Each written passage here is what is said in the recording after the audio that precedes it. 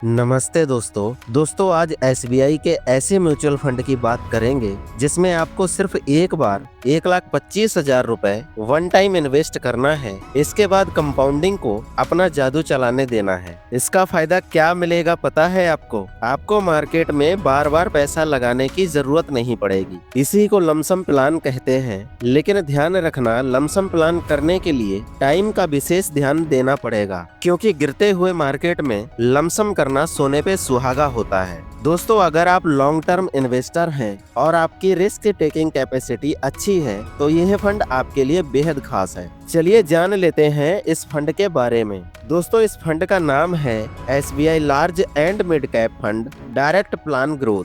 दोस्तों, यह fund SBI का है और आप एसबीआई के बारे में तो जानते ही होंगे। एसबीआई एक सरकारी बैंक है और भारत की नंबर 1 म्यूचुअल फंड कंपनी है। आज के समय में एसबीआई लगभग 12 लाख करोड़ रुपए से ऊपर के म्यूचुअल फंड मैनेज करती है। दोस्तों, यह एक ऐसा फंड है जो 2 कैटेगरी का मिक्सचर फंड है। पहला तो यह लार्ज कैप कैटेगरी में निवेश करता है, दूसरा यह मिड कैप कैटेगरी में भी निवेश करता है। लार्ज कैप में ऐसी कंपनियां शामिल होती हैं जिनका मार्केट कैपिटलाइजेशन 20,000 करोड़ रुपए से ऊपर का होता है। इस तरह की कंपनियों के रिटर्न्स स्टेबल माने जाते हैं। आमतौर पर इनका रिटर्न 12% से लेकर 14% तक रहता है। और मिड कैप कैटेगरी में ऐसी कंपनियां शामिल होती हैं जिनका मार्केट कैपिटलाइजेशन 5,000 करोड़ रुपए से 20,000 करोड़ रुपए का होता है। ऐसी कंपनियों में ग्रोथ पोटेंशियल काफी ज्यादा होता है। इनका रिटर्न्स लगभग 14% से लेकर 20% तक हो सकता है।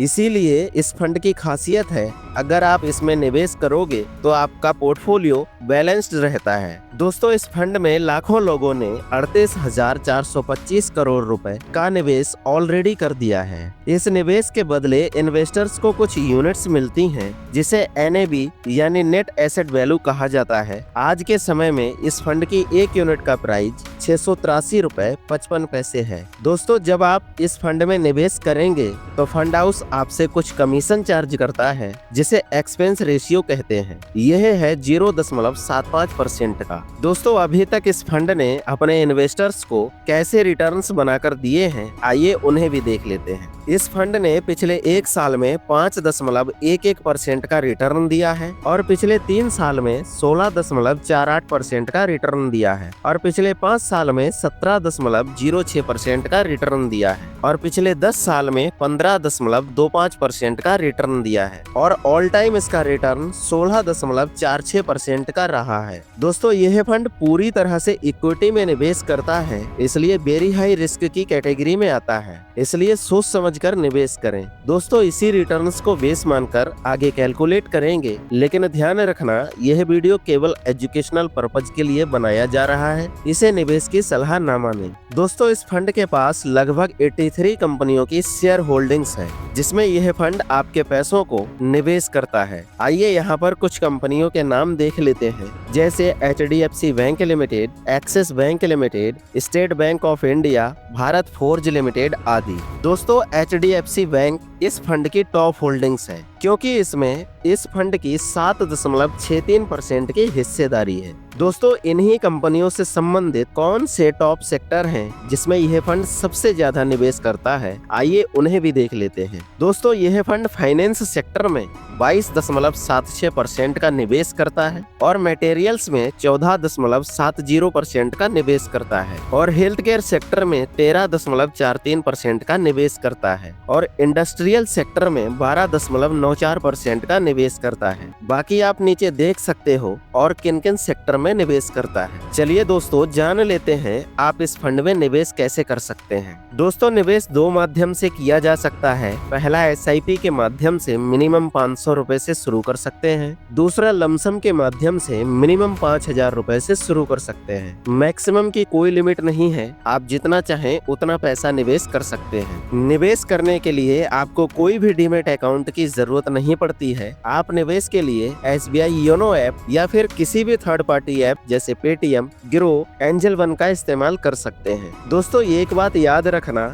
किसी भी म्यूचुअल फंड में निवेश करने के लिए केवल रिटर्न्स देखना पर्याप्त नहीं होता, और भी बहुत कुछ होता है। आइए उसे भी देख लेते हैं। दोस्तों इस फंड का अल्फा रेशियो 3.15 है। यह इस बात को इंडिकेट करता है कि इस फंड ने अपने बेंचमार्क को बीट करके 3.15% का एक्स्ट्रा रिटर्न दिया है। अगर अल्फा नेगेटिव होता है तो इससे पता चलता है फंड अपने बेंचमार्क से अंडर परफॉर्म कर रहा है। दोस्तों इस फंड का बीटा रेशियो 0.88 है। यह इंडिकेट करता है यह फंड कम वोलेटाइल है, इसमें उतार चढ़ाव कम आते हैं। यह निवेश करने के लिए अच्छा फंड है। दोस्तों आइए अब चलते हैं कैलकुलेटर की तरफ। यहाँ देखते हैं अगर आप इस फंड में केवल 1,25,000 रुपए लमसम प्लान करते हैं तो आपको भविष्य में कितने एक्सपेक्टेड रुपए मिल सकते हैं। दोस्तों एक्सपेक्टेड रिटर्न हम उतना ही मानेंगे जितना अभी तक इस फंड ने पिछले परफॉर्मेंस में दिया है, यानी कि 16.46% का। दोस्तों 10 साल में आपका रिटर्न बनेगा 4,48,691 रुपए और फाइनल पैसे की वैल्यू होगी 5,73,691 रुपए। और 20 साल में आपका रिटर्न बनेगा 25,07,969 रुपए और फाइनल पैसे की वैल्यू होगी 26,32,969 रुपए। और 30 साल में आपका रिटर्न बनेगा 1,19,59,080 रुपए और फाइनल पैसे की वैल्यू होगी 1,20,84,080 रुपए। और कहीं आपने 40 साल के लिए निवेश कर लिया तो आपका रिटर्न बनेगा 5,53,35,202 रुपए और फाइनल पैसे की वैल्यू होगी 5,54,60,202 रुपए। देखा दोस्तों आपने, यहाँ पर आपकी इन्वेस्टमेंट से ज्यादा टाइम की वैल्यू होती है, क्योंकि आप जितने लंबे समय के लिए इन्वेस्ट करेंगे उतना ही जबरदस्त रिटर्न आपको मिल सकता है, क्योंकि वेल्थ को सही से कंपाउंड होने के लिए कम से कम 10 साल का तो समय लग ही जाता है। लेकिन दोस्तों आपको इस बात को याद रखना पड़ेगा, अगर आप म्यूचुअल फंड से इनकम करते हैं तो गवर्नमेंट आपसे टैक्स भी लेगी। आइए देखते हैं वो कौन कौन से टैक्स हैं जो आपको देने पड़ेंगे। पहला टैक्स है STCG यानी short term capital gain tax, जो आपके 1 साल से पहले विड्रॉल पर लगता है। यह आपके कुल लाभ का 20% होता है। और दूसरा टैक्स है LTCG यानी long term capital gain tax. यह टैक्स 1 साल बाद आप कभी भी अपने पैसों को निकालते हो तब लगता है। यह आपके कुल लाभ का 12.5% होता है। दोस्तों अगर आपका कुल लाभ 1 साल में 1,25,000 से ऊपर होता है तब आपको यह टैक्स देना होते हैं। दोस्तों यह कोई फिक्स इनकम की स्कीम नहीं है, क्योंकि आप यहाँ मार्केट में इन्वेस्ट करते हैं जहां आपको रिटर्न FD के कंपैरिजन में ज्यादा मिलता है और रिस्क भी उतना ही ज्यादा होता है।